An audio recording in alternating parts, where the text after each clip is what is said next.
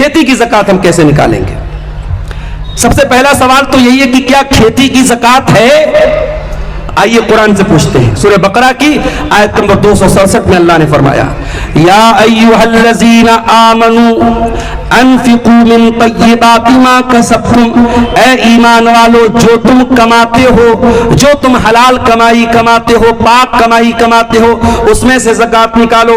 व मिम्मा अखरजना लकुम मिनल अर्ज़, और जो जमीन से हमने निकाला है उसमें से भी ज़कात निकालो। पता ये चला कि जमीन से पैदा होने वाली चीजों पर भी आपको ज़कात देना है।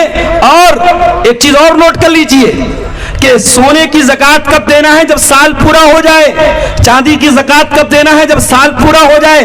कैश की ज़कात कब देना है? जब साल पूरा हो जाए। मगर खेती की ज़कात कब देना है? अल्लाह ने फरमाया, व आतू हक़्क़हू यौम हसादी, जिस दिन खेती कटे उसी दिन उसका हक दो। जिस दिन आपने खेती को काटा है, धान को काटा है, मकई को काटा है, उसी दिन उसकी ज़कात आपके ऊपर फर्ज हो गई।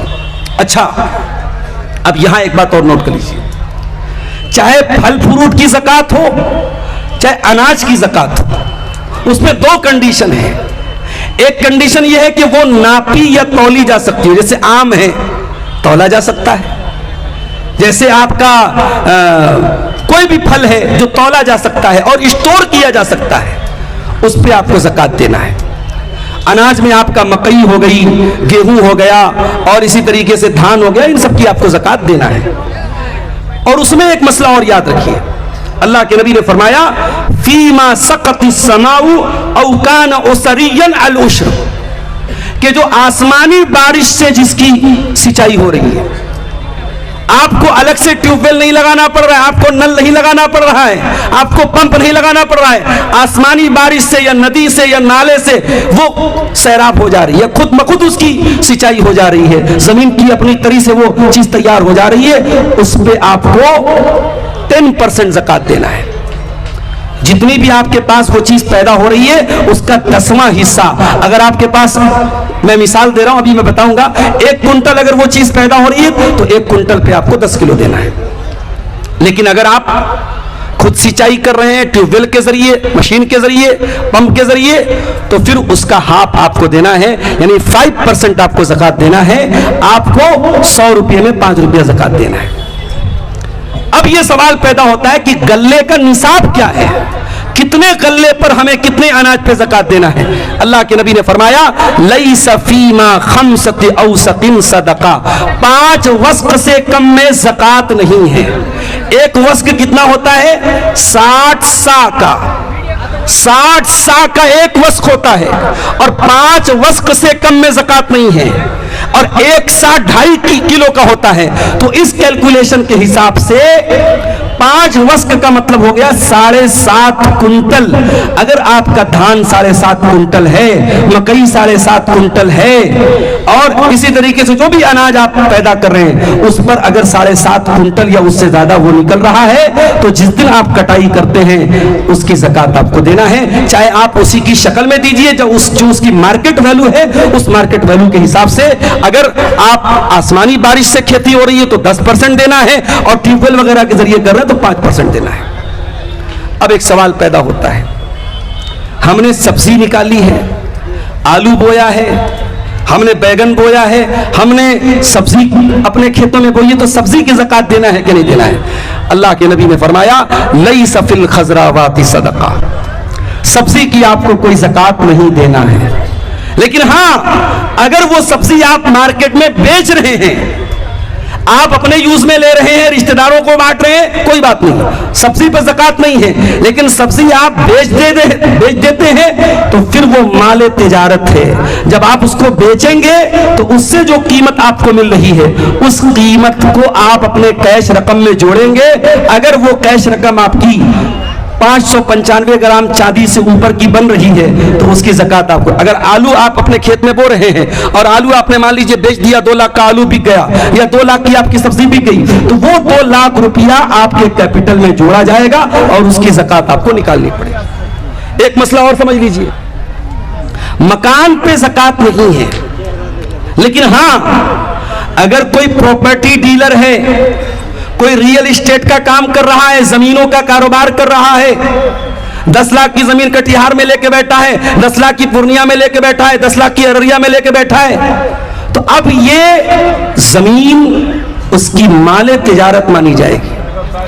और जिस तरीके से दुकानदार अपने माल की ज़कात निकालता है, रियल एस्टेट का काम करने वाला जितनी जमीनें उसके कब्जे में हैं उनकी वो ज़कात निकालेगा। करंट वैल्यू, अगर हमने 10 लाख की जमीन खरीदी थी और इस मकसद के लिए खरीदी थी कि ज्यादा कीमत होगी तो बेच देंगे, इन्वेस्टमेंट के पर्पज से खरीदी थी और साल पूरा हो रहा है तो हमें ज़कात देना है। हाँ, अगर हमने जमीन इसलिए खरीदी थी हमारे बच्चों के काम आ जाए, या हमारा मकसद क्लियर नहीं, हमने जमीन खरीद के छोड़ दी, हम उसमें दुकान भी बना सकते हैं, मकान भी बना सकते हैं, बच्चों को भी दे सकते हैं। अगर मकसद क्लियर नहीं है तो ज़कात नहीं देना। अगर मकसद क्लियर है कि आपने बिजनेस पर्पज से जमीन खरीदी थी तो जमीन को भी ज़कात, जमीन पर भी ज़कात आपको देना पड़ेगा।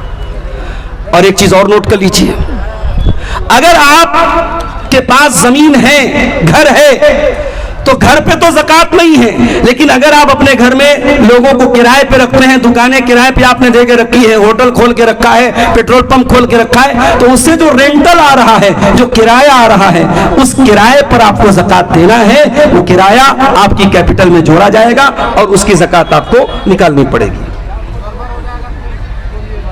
अब इसके अलावा ज़कात के मुतालिक कुछ बातें और आप समझ लीजिए। ज़कात में एक कंडीशन यह भी है कि ज़कात मुसलमान पर फर्ज है और उसके ऊपर फर्ज है जो उस माल का मालिक हो। जब तक आप किसी चीज के मालिक नहीं हैं आपको उसकी ज़कात नहीं देना है। और इसी तरीके से एक कंडीशन उलमा ने यह भी लिखी है कि आजाद को ज़कात देना है, गुलाम के ऊपर ज़कात फर्ज नहीं है। तो ज़कात की ये सारी कंडीशन अगर पूरी हो रही है तो आपको ज़कात देना है। और अगर आप ज़कात नहीं देंगे तो मैंने हदीसें भी आपको पढ़ के सुनाई, कुरान की आयत भी पढ़ के सुनाई कि दर्दनाक अज़ाब होगा। और अल्लाह के नबी ने तो यहां तक फरमाया कि जब कोई कौम अपने माल की ज़कात नहीं निकालती है, इल्ला मुनिउल क़त्र मिनस समा, आसमान से बारिश होना बंद हो जाती है। आज आप देखें, हर साल हम देखते हैं कि बिहार में सूखा पड़ गया, किसान ने आत्महत्या कर ली, पैदावार नहीं हुई, आम की फसल बर्बाद हो गई, धान की फसल बर्बाद हो गई। ये जो फसलें बर्बाद हो रही हैं, ये जो बारिश समय से नहीं हो रही है या ज्यादा हो जा रही है या बहुत कम हो रही है, इसका ताल्लुक इस चीज से है कि आज अपने माल की हम ज़कात सही तरीके से नहीं निकालते हैं। मेरे भाइयों, कुछ लोगों का यह भी कहना है कि हम इंडियन गवर्नमेंट को टैक्स दे रहे हैं, हर चीज में जीएसटी दे रहे हैं, साल में इनकम टैक्स भी दे रहे हैं, हम ज़कात क्यों दें? अगर ऐसी बात कोई कहता है, अपने ईमान की खैर मनाए वो इंसान। ज़कात कोई टैक्स नहीं है, माफ करना, आप जीएसटी देते हैं, ये टैक्स है जो इंडियन गवर्नमेंट आपसे लेती है। ज़कात कोई टैक्स नहीं है, ज़कात इबादत है, ज़कात आपके माल में अल्लाह का हक है। ये माल धरा का धरा रह जाएगा मेरे प्यारे साथियों। जिस दिन आप मरेंगे ये सारा माल दूसरों के लिए छोड़ के जाएंगे, इस माल की मोहब्बत लेके सीने में कब्र में चले जाएंगे और मुनकर नकीर आएंगे, वहां आपका माल आपके काम नहीं आएगा मेरे साथियों। आज जुमा का दिन था, जुमा की नमाज में आपने अगर किसी मस्जिद में जुमा की नमाज पढ़ी होगी, अगर इमाम साहब ने सूरह जुमा और सूरह मुनाफिकून पढ़ी होगी तो दूसरी रकात में ये आयत भी आपने सुनी होगी, वअन्फिकू मिम्मा रज़क़नाकुम मिन क़ब्ल अन यातिया अहदकुमुल मौत। ऐ मेरे बंदो, अल्लाह ने तुमको जो रोजी दी उसमें से खर्च करो इसके पहले कि मौत आ जाए। मौत आ जाए फयक़ूल रब्बी लौला अख़रतनी इला अजलिन क़रीब, और इंसान ये कहे कि अल्लाह थोड़ी सी मोहलत दे दे, फ़अस्सद्दक़ व अकुन मिनस सालिहीन, मैं बहुत सदका खैरात करूंगा, मैं बहुत ज़कात निकालूंगा, मैं नेक बन जाऊंगा। मौत का टाइम जहां फिक्स है मेरे भाइयों, जब फिक्स है वहीं मौत आनी है। अभी बड़ी करंट न्यूज आपने सुनी होगी, जो सऊदी अरब में हादसा हुआ है और उम्रा करने वाले जायरीन की जो बस टकरा गई है जाकर के डीजल के टैंकर से। कितना खतरनाक हादसा हुआ, एक ही फैमिली के 17 लोग हलाक हो गए। उसमें दादा भी है, उसमें पोता भी है, उसमें बहू भी है, उसमें ससुर भी है, छोटे छोटे बच्चे भी हैं, आराम से बस में सो रहे थे। वो तो ये सोच के गए थे हम तो उम्रा करने जा रहे हैं, घर जाएंगे, लोगों को खजूर बांटेंगे, जमजम बांटेंगे, फोटो दिखाएंगे, अपने उम्रा की दास्तान सुनाएंगे, अपने सफर की दास्तान सुनाएंगे। आज वो खुद दास्तान बन गए, आज उनकी लाशों का आता पता नहीं है, जल के खाक हो गए मेरे प्यारे साथी। इसलिए मेरे भाइयों, ज़कात में चोरी न करो, अपने माल की ज़कात निकालो। और मुझे अफसोस होता है, कुछ लोग नमाज के तो पाबंद होते हैं, रमजान का रोजा पाबंदी से रखते हैं, लेकिन ज़कात के मामले में बड़े लापरवाह होते हैं। मसला नोट कर लो, इस्लाम के 5 पिलर्स में रोजे का नंबर 4थे नंबर पे है और ज़कात का नंबर 3रे नंबर पे है। ज़कात रोजे से भी ज्यादा अहम है, रोजा बाद में है, ज़कात पहले है। और आप कभी गौर कीजिएगा, कुरान में जहां जहां नमाज का बयान है वहां पैरेलल साथ में अल्लाह ताला ने ज़कात का बयान किया है। अक़ीमुस्सलात व आतुज़्ज़का, नमाज कायम करो, ज़कात अदा करते रहो। आप कुरान में कई मकामात पर देखिए कि नमाज के साथ अल्लाह ताला ने ज़कात का जिक्र किया है। और एक आखिरी बात कह के बात खत्म करूंगा, ज़कात देना जितना अहम है, ज़कात का अगर कोई हकदार नहीं है और ज़कात ले रहा है उतना ही बड़ा वो गुनहगार है। अगर आप ज़कात के हकदार नहीं हैं और आप ज़कात वसूल रहे हैं, दुनिया में आपका मकान बन जाएगा, दुनिया में बैंक बैलेंस बन जाएगा, लेकिन आखिरत आपकी बिगड़ जाएगी मेरे प्यारे साथियों। अल्लाह के नबी ने फरमाया, जो इंसान सवाल करे, लोगों के सामने हाथ फैलाए और वो उसका हकदार नहीं है, वो कयामत के दिन इस हाल में आएगा, लैसा फी वजही मुज़अतु लहमिन, उसके चेहरे पे गोश्त नहीं होगा, कंकाल की तरह उसका चेहरा होगा, उसका चेहरा मनहूस होगा, उसका चेहरा देख के लोग समझ जाएंगे ये ज़कात मांगा करता था, ये खैरात मांगा करता था। इसलिए मेरे भाइयों, खुददार बनो। एक सहाबी अल्लाह के नबी के पास आए, उन्होंने नबी से कोई चीज मांगी, कोई सवाल किया, नबी ने दे दिया, फिर मांगी, फिर दे दिया, फिर मांगी। नबी ने कहा, ऐ हकीम बिन हिजाम, अगर ये माल की जरूरत है और तुम मांग रहे हो तो अल्लाह बरकत देगा, और अगर अपने नफ्स को जलील करके तुम ये माल मांग रहे हो, तुम मोहताज नहीं हो, जरूरतमंद हो, तुम माल मांग रहे हो, तो ये माल तुम्हारे लिए अजाब बन जाएगा, वबाल बन जाएगा। हकीम बिन हिजाम ने उसके बाद कभी जिंदगी में अल्लाह के नबी के ऊपर, अल्लाह के नबी से सवाल, कुछ कह रहे थे आप? इश्तिहार में जो उलमा इकराम का फोटो देते हैं, हाँ, वो कैसा है? देखिए, ये सवाल भाई साहब ने पूछा है जो मेरे मौजू से मुताल्लिक नहीं है, लेकिन चूंकि स्टेज पर बैठे और उन्होंने पूछ लिया तो जवाब दे देता हूँ। इन्होंने पूछा है कि आजकल इश्तिहार पे उलमा की तस्वीरें डाली जा रही, ये करना कैसा है? देखिए, बहुत लंबी चौड़ी तफसील ना बता करके मैं सिर्फ इतना कहूंगा, इसको अवॉइड कीजिए, इससे बचिए। इसलिए कि अगरचे कैमरे की तस्वीरों का वो मसला नहीं है जो पेंटिंग वाली तस्वीर का है, और जिस तस्वीर के बारे में हदीसों में कहा गया है कि उसके बनाने वाले को अजाब दिया जाएगा, वो एक अलग मसला है। मगर कैमरे की तस्वीरों से भी हमें जरूरत भर ही उसका इस्तेमाल करना चाहिए, बिला जरूरत हमें उसका इस्तेमाल नहीं करना चाहिए। लिहाजा जलसों के गेट पर और इश्तिहारात पर और कई कई जगहों पर ये इश्तिहारात मस्जिद में भी जाते हैं, मुनासिब नहीं है। हमें और आपको इससे बचना चाहिए, परहेज करना चाहिए। ज़कात के ताल्लुक से ये चंद, अगर किसी के पास ज़कात से मुताल्लिक कोई सवाल हो, कोई मसला हो, अभी मैं स्टेज पर 5-10 मिनट बैठूंगा, आप वो मसला पूछें। अगर अल्लाह ताला ने तौफीक दी और मेरे इल्म में उसका जवाब रहा तो मैं इंशाअल्लाह जवाब दूंगा। दर्दनाक अजाब होगा, अल्लाह ताला इतना बोल देता, दर्दनाक अजाब होगा, इंसान के डरने के लिए इतना काफी था। अल्लाह ने इतने पर बस नहीं किया, अल्लाह ने ज़कात चोरों के अजाब की डिटेल बयान की, कैसा अजाब दिया जाएगा। फरमाया, यौम युहमा अलैहा फी नारी जहन्नम फतकुआ बिहा जिबाहुहुम व जुनूबुहुम व ज़ुहूरुहुम। जिस माल की तू ज़कात नहीं निकालता था, जिस सोने चांदी की तू ज़कात नहीं निकालता था, वो सोना चांदी कयामत के दिन जहन्नम की आग में तपाया जाएगा और उसके जरिए तेरे पहलुओं को दागा जाएगा, तेरी पेशानियों को दागा जाएगा, तेरी पेशानियों को, तेरे पहलुओं को दागा जाएगा, तेरी पीठ को दागा जाएगा और कहा जाएगा, हाज़ा मा कनज़्तुम लिअन्फुसिकुम फ़ज़ूक़ू मा कुन्तुम तकनिज़ून। ऐ ज़कात चोरो, ऐ अल्लाह की राह में ज़कात ना निकालने वालों, ये तुम्हारे ज़कात ना निकालने का पनिशमेंट है, ये तुम्हारे ज़कात ना निकालने की सजा है। और जानते हो सबसे पहले पेशानी को दागा जाएगा। क्यों? ज़कात लेने कोई आता है तो सबसे पहले पेशानी पर बल पड़ता है। ये कौन सी मुसीबत आ गई? पहले पेशानी को दागा जाएगा, उसके बाद पहलू को दागा जाएगा। क्योंकि ज़कात जिसको नहीं देनी होती है, ज़कात लेने वाला आया देख करके पहलू बदल लेता है, पहलू को दागा जाएगा। और पहलू बदलने के बाद पीठ दिखा करके भाग जाता है, इसलिए फिर पीठ को दागा जाएगा।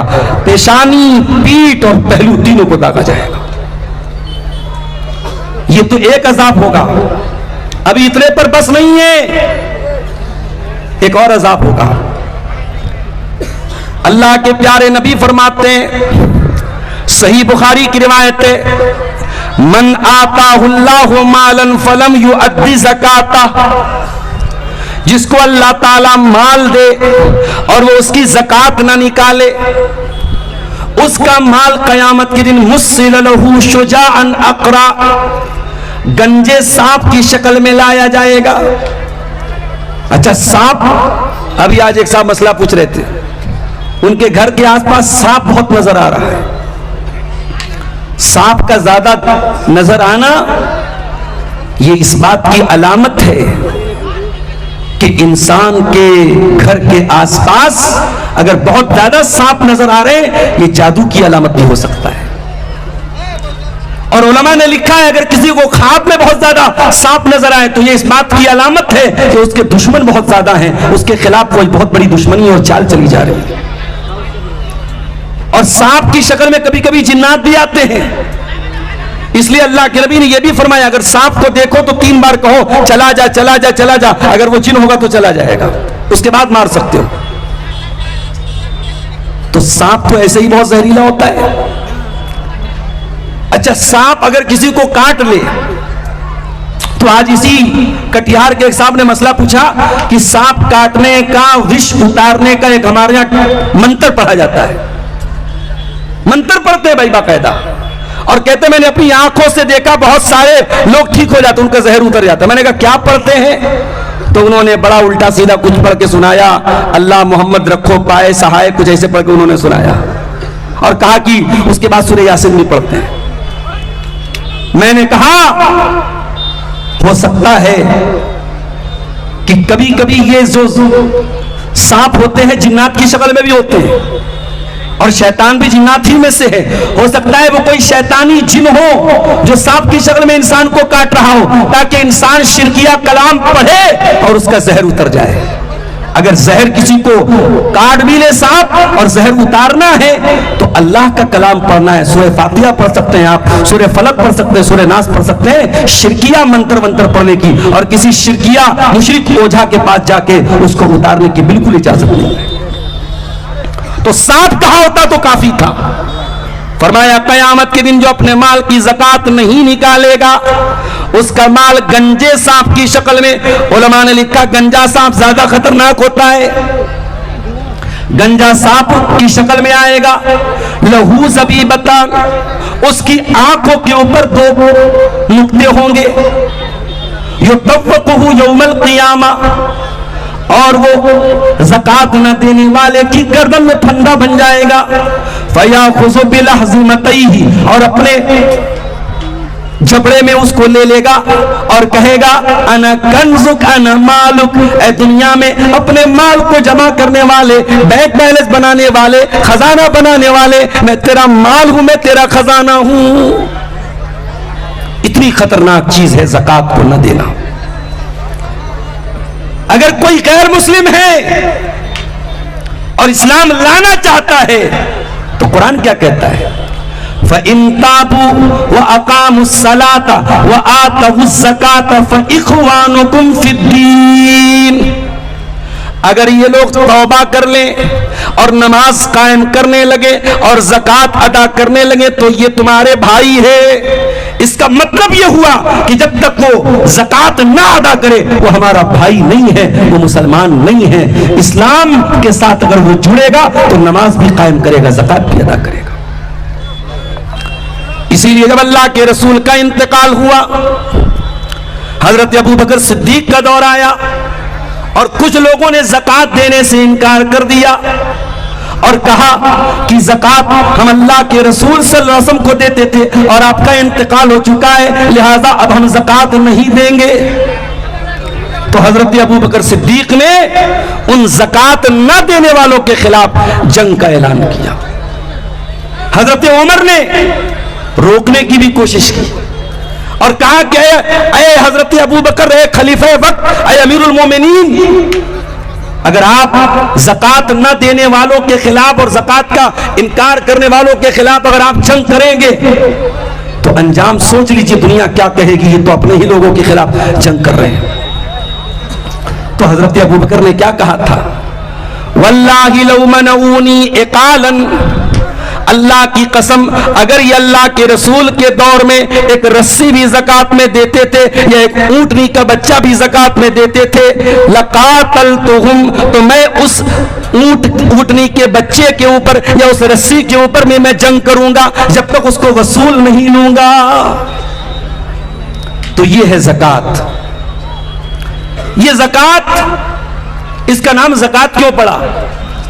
ज़कात के दो माना होते हैं, एक माना होते हैं पाक होना, एक माना होता है बढ़ना। ज़कात से आपका माल बढ़ता है और ज़कात से आपका माल पाक होता है, इसलिए ज़कात का नाम ज़कात रखा गया। और यह ज़कात का हुक्म क्यों दिया गया, इसकी मसलहत क्या है, इसकी हिकमत क्या है, इसकी लॉजिक क्या है? इसकी पहली लॉजिक यह है, आपके दिल से माल की मोहब्बत को कम करना है। आप इंसान हैं, हम इंसान हैं और हमारे दिलों में माल की मोहब्बत बहुत है। कोई अगर ये कहता है मेरे दिल में माल की मोहब्बत नहीं है, झूठ बोल रहा है वो। किसी के दिल में कम है, किसी के दिल में ज्यादा है, लेकिन माल की मोहब्बत है।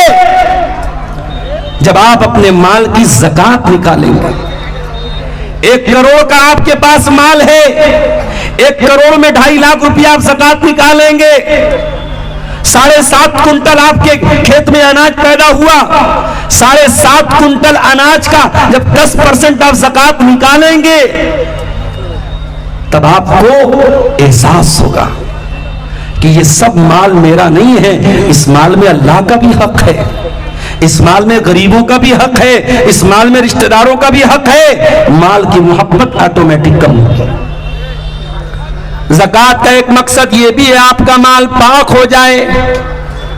आप हलाल कमाई करते हैं, पाक कमाई करते हैं, लेकिन कुछ कमी कोताही हो सकती है, कुछ छोटी मोटी गलतियां हो सकती हैं, कुछ अनजाने में कुछ आपसे गुनाह भी हो सकते हैं। ज़कात आपके माल को प्यूरिफाई करेगा, पाक करेगा, फिल्टर करेगा।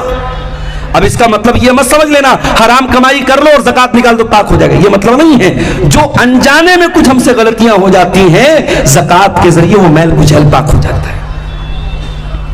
ज़कात का तीसरा मकसद, समाज से गरीबी का खात्मा किया जाए। आज का दौर तो वो है गरीबी का नहीं, गरीबों का खात्मा किया जा रहा है, गरीबों का खात्मा किया जा रहा है। आज बड़ी बड़ी बातें करने वाले स्कीमें निकालते हैं, लेकिन आप गौर कीजिए हर स्कीम का फायदा अमीरों को मिल रहा है और गरीब बेचारा कल भी गरीब था, आज भी गरीब है और दिन ब दिन गरीब हो रहा है। ज़कात समाज के उन गरीब तबके की मदद के लिए रखी गई है जो अपनी आजीविका के लिए, अपनी जीविका के लिए, अपनी छोटी छोटी जरूरतों के लिए मोहताज हैं।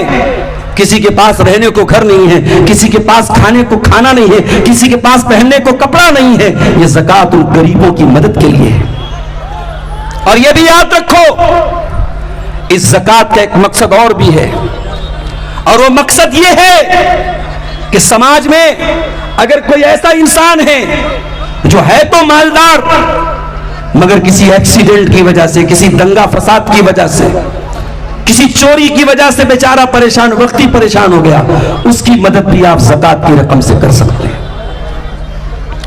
ज़कात किसको दे सकते हैं, यह बहुत बड़ा मसला है। आइए कुरान से पूछते हैं, ज़कात का हकदार कौन है, ज़कात के मसारिफ क्या हैं। अल्लाह ने फरमाया सूरह तौबा के अंदर, सूरह तौबा की आयत नंबर 60 के अंदर, आयत नंबर 60 के अंदर, इन्नमस्सदकातु लिलफुकराई वल मसाकीनी वल आमिलीना अलैहा। ज़कात फुकरा को दे सकते हैं, फकीर को। फकीर कौन है? जिसके पास माल ना हो, जिसके पास दौलत ना हो, मोहताज है, जरूरतमंद है, चाहे वो मांगता हो चाहे मांगता ना हो। वल मसाकीन, और ज़कात की रकम से मिस्कीन की भी मदद कर सकते हैं। मिस्कीन के पास माल है मगर इतना नहीं जितनी उसकी जरूरतें पूरी हो जाएं। फकीर वह है जिसके पास कुछ नहीं है, और मिस्कीन वह है जिसके पास है मगर जरूरत भर का नहीं है, उसकी भी मदद हम ज़कात से करेंगे। वल आमिलीना अलैहा, और ज़कात की रकम उसको भी दे सकते हैं जो ज़कात वसूलने जा रहा है। ज़कात वसूलने वाले की सैलरी, उसका पैसा भी ज़कात की रकम से दिया जा सकता है। वल आमिलीना अलैहा, उसके बाद फरमाया वल मुअल्लफति कुलूबुहुम, और ज़कात की रकम उनको भी दे सकते हैं जिनके दिल को इस्लाम की तरफ मायल करना हो। कोई नॉन मुस्लिम है, कोई गैर मुस्लिम है, उसने कुरान पढ़ा, उसने हदीसों को पढ़ा, उसने प्यारे रसूल को पढ़ा, अब वो इस्लाम की तरफ मायल हो रहा है, उसका फाइनेंशियल सपोर्ट कर दिया जाए ज़कात की रकम से, तो हो सकता है वो इस्लाम कबूल कर ले, तो उसको भी ज़कात की रकम दी जा सकती है। उसके बाद फरमाया वह फिर रिकाब, और गर्दन को छुड़ाने में, कोई गुलाम है उसको आजाद कराने में ज़कात की रकम दे सकते हैं। आज के दौर में गुलामी का दौर नहीं है। कोई मुसलमान बेकसूर है और कैद खाने में उसकी जिंदगी बर्बाद हो रही है, जेल की सलाखों के पीछे वो सड़ रहा है, उसको रिहा कराने के लिए कानूनी कार्रवाई करने के लिए वकीलों की फीस भरना, या जो भी कानूनी प्रोसेस है वो भी ज़कात की रकम से पूरा किया जा सकता है। उसके बाद फरमाया वल गारिमी, और ज़कात की रकम कर्जदारों को भी दे सकते हैं।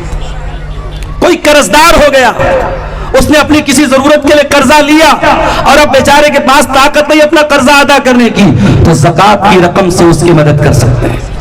वफी सबीलिल्लाह, और अल्लाह की राह में जिहाद फी सबीलिल्लाह, अगर इस्लामी हुकूमत है, इस्लामी हुकूमत के अंडर में जिहाद फी सबीलिल्लाह का काम हो रहा है, वहां पर भी ज़कात की रकम दी जा सकती है। इसी तरीके से इस्लाम की दावत और तबलीग की जो काम है वो भी अक्सर उलमा के नजदीक इस मत में आते हैं, दावत और तबलीग के लिए भी ज़कात की रकम दी जा सकती है।